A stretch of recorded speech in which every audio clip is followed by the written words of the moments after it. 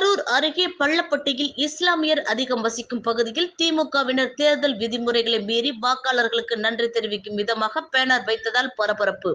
அவரக்குறிச்சி அருகே பள்ளப்பட்டியில் புகழ்பெற்ற மகான் ஜெய்ஹு அப்துல் காதர் 264ஆம் ஆண்டு சந்தனக்கூடு உருஸ் விழா கோலாகலமாக தொடங்கியது.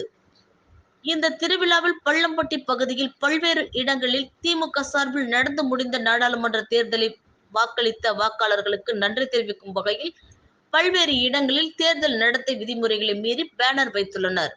மேலும் ஜூன் 4ஆம் தேதி வாக்கு எண்ணிக்கை நடைபெறுவதாக தேர்தல் ஆணையம் அறிவித்துள்ளனர்.